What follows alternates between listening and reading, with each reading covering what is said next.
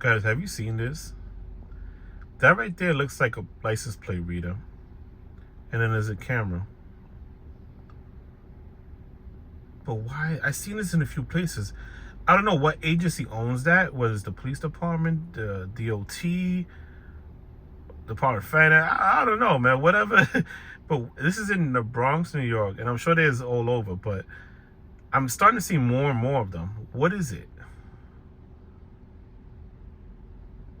These are like, again, these are like license plate readers, I think they call them. Or license camera, or something like that. License plate readers. And then there's a regular camera here. So you got a license plate reader camera. I mean, you can't see them this angle, but the other angle, but I don't. And then you got a regular camera there. Does anybody know?